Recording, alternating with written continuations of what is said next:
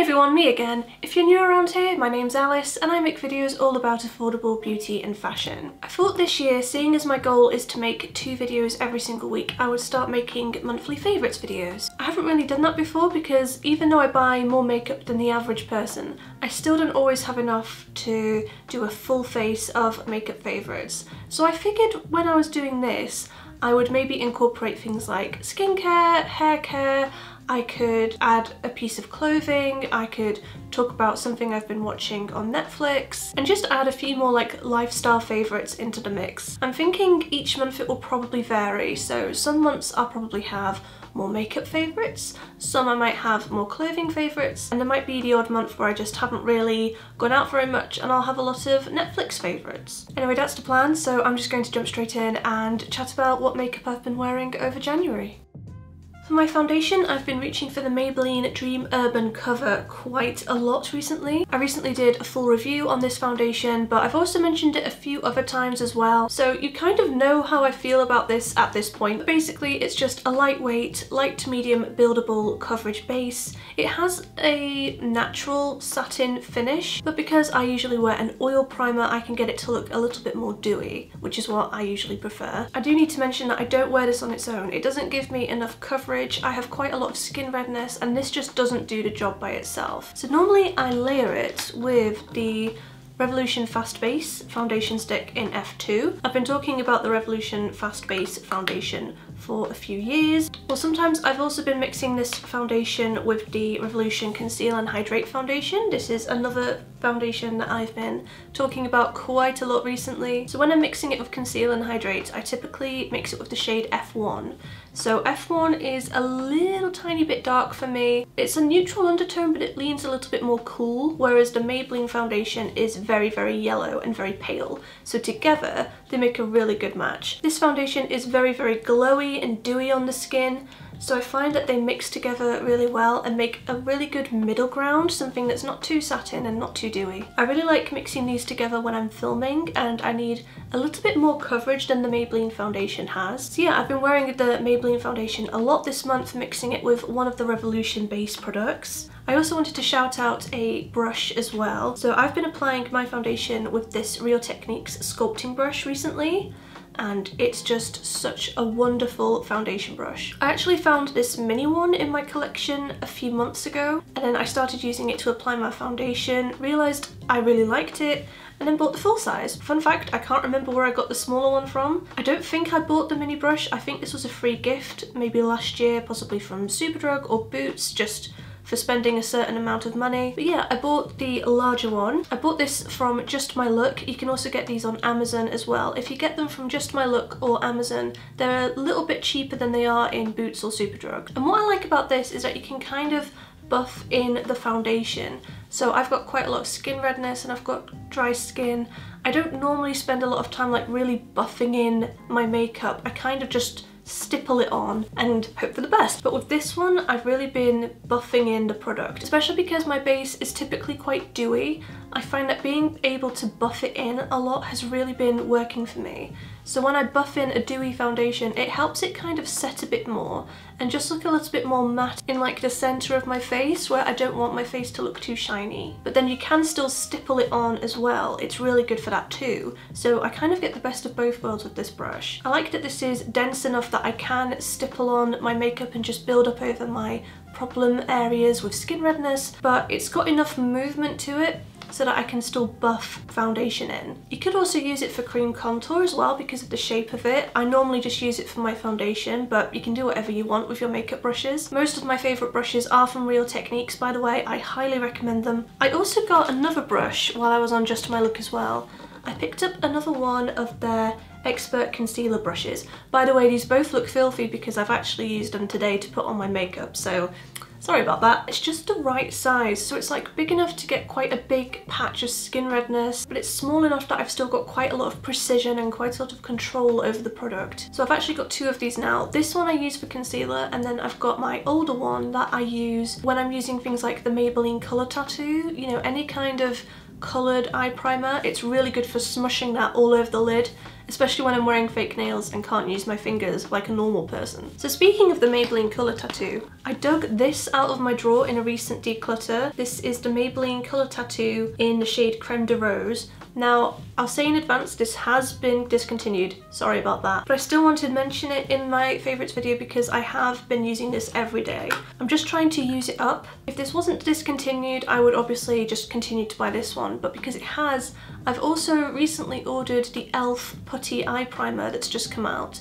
I'm just waiting for that to arrive at the moment, but as soon as it does, I am going to do a first impressions on camera. And from the website, the colour that I've ordered, I think the shade was called Rose, that looks quite similar to this. I'm really hoping that it's a similar product and that I like it just as much as I like this Maybelline one. We'll see when I do that first impressions review. And you might have noticed this in my past few videos, but I've just been really into a really simple matte eye look recently, just like the one that I'm wearing right now. I just like to have a light wash of a light pink cool tone colour. I think because over winter my skin redness has obviously been a lot worse because it's been so cold. By the time I've finished doing my base makeup, I'm kind of bored, you know? It takes such a long time to make my base look decent at this time of year, so I just want my eyes to be as simple as possible. So there's two different things that I've been reaching for to do that. When I'm using my own custom palettes, I'll use this shade right here. So this is the shade Made to Last by Colourpop, and this is a really nice matte colour for the crease for everyday wear.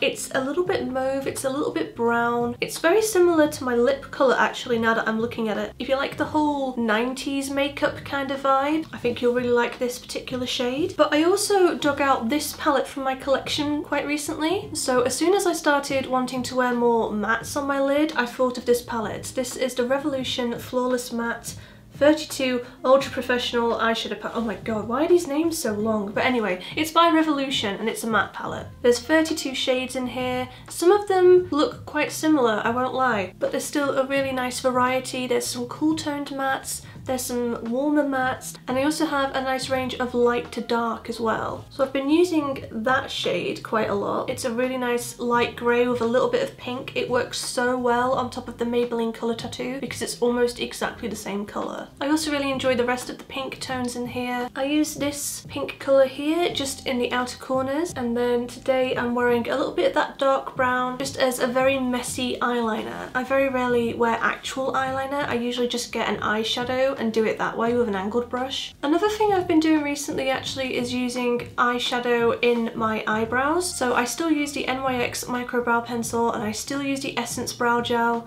but before I do both of those things, I've just been getting an angled brush, going in with like a taupe coloured eyeshadow and just smushing that all over the brows.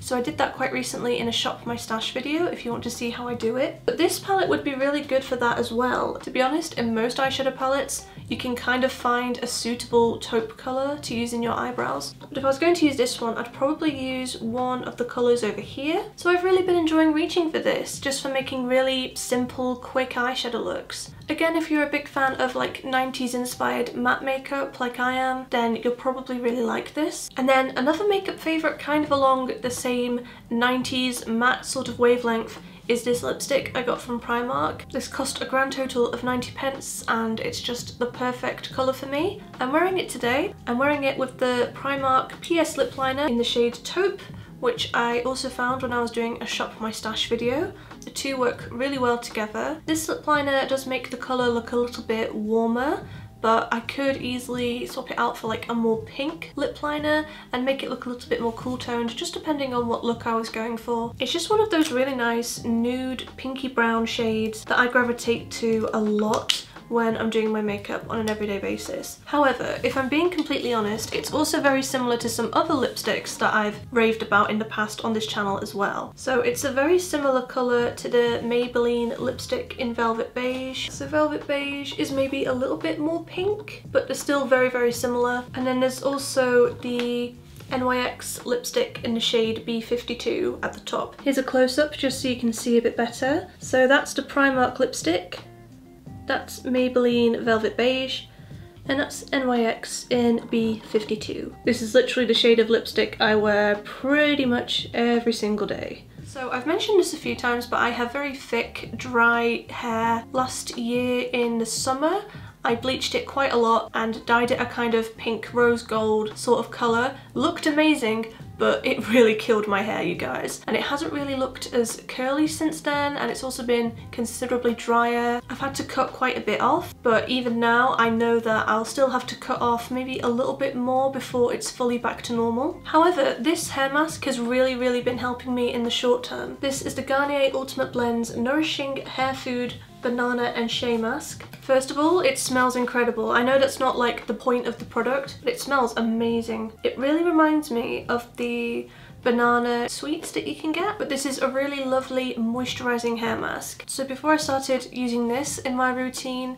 it was definitely a little bit difficult to kind of comb through my hair after I'd washed it. Not impossible, but a little bit difficult, whereas this has just made the whole process a lot easier. So you can use it as a regular conditioner, you can use it as a hair mask, but you can also use it after you've washed your hair as a leave-in conditioner as well, and it just works so well. It looks really nice. It's very good for defining the natural texture and the waves and the kinks in my hair. I've looked on the internet and it is Curly Girl Method approved. Another thing I really like about this is that the pot is absolutely massive. It's a 390ml pot. It's very inexpensive. I think the RRP is about £7, but you can get this on Amazon for half price. So I'll leave the Amazon link in the description box below. Anyway, absolutely love this hair mask. If you're doing the Curly Girl Method, if you have very thick dry hair that needs a good amount of moisture to it, I would highly recommend this one. Another hair care favourite, I don't know if dry shampoo is Curly Girl Method approved by the way, but I don't care, I use it anyway. Batiste dry shampoo. This is the rose gold one. This is my favourite scent out of all the Batiste dry shampoos. So I don't wash my hair a lot, I'm just gonna be honest. I wash it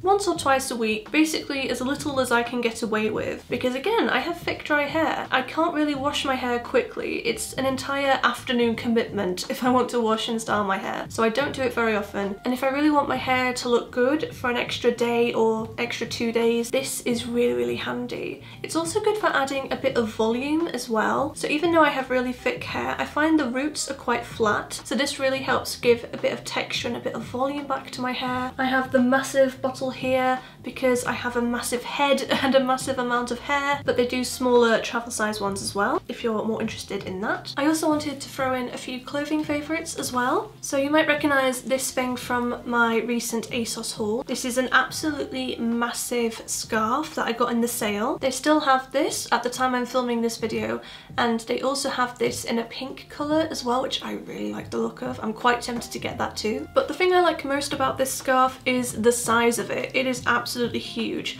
I really wanted a scarf that I could double up as a blanket if required. It's really cozy, it's really warm. I also really like the colour as well.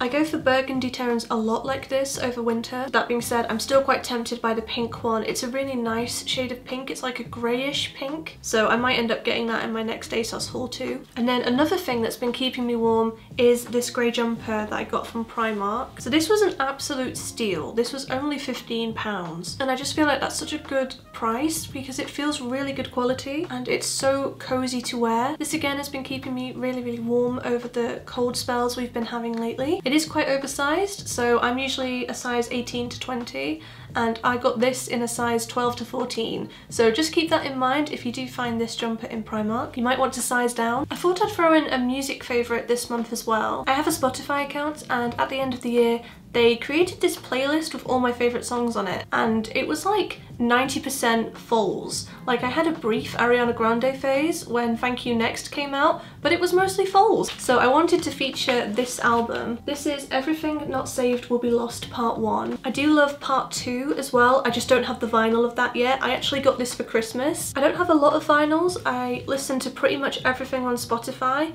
but I do have a very small collection of my absolute favourite albums on vinyl. So I have maybe like 6 of them, and this is one of them. You can get physical copies of this on Amazon, by the way, if that floats your boat. So yeah, I've been listening to the Part 1 and Part 2 of this album a lot, and my favourite tracks are Exits, Syrups and Sunday. And then I also wanted to to talk about a book I've been really loving over January. So a good friend of mine actually wrote this book. Her name is Andrea Severson, and I really wanted to buy it and read it so that I could support her. And honestly, I'm just so thrilled. It's a huge achievement and I'm so happy for her. So the book is called A Brave Start, and it's part of a series called Across the Pond. It's about a woman called Eleanor who is living her life in Arizona, but she's not really living it to the fullest. And a large part of the story is about her moving to London and following her dreams and kind of living her life to the best. And I felt like I really related to a lot of the key themes in this book. So the idea of kind of living your life but maybe not really having a direction or not feeling entirely happy with the way your life is going. I don't want to give any spoilers, but there's quite a lot about men in the book and dating, and there's a lot of things that the main character puts up with in terms of how she lets men treat her that I kind of related to, unfortunately. I think a lot of people, especially women around my age, I'm 29, the main character's 27, I think a lot of women in that kind of age group are really going to relate to this book. And yeah, I'm getting a bit emotional talking about it actually, because I still can't believe she's actually done it. I still can't believe she's actually finished and published a book by herself. It's a self-published book, so I'll leave the link in the description box to the book below. It's only on Kindle at the moment, but she is working on a paperback if you prefer physical copies. I'll also leave the link to her YouTube channel below as well. She makes videos just like I do, so go and say hi to her. Anyway, I'll leave the link to her book and her channel down below. And those were all the things that I loved in January. I really hope you enjoyed me throwing in lifestyle favourites as well as just makeup. It just gives me a chance to talk about other things that I've been loving that I don't typically review on this channel. Let me know what some of your favourites this month have been in the comment section down below. I read and reply to all of my comments eventually. If you did enjoy this video, you can let me know by giving it a thumbs up. And if you're new around here, please feel free to subscribe to my channel. I'm uploading twice a week at the moment. I used to only upload once a week, and gosh, it's been difficult. So it's been quite a bit of work to double my content, but I've really been enjoying it and I'm really hoping to keep it up for the rest of the year. I upload on Wednesdays and Sundays at 9 AM, so I'll see you at the next one. Bye!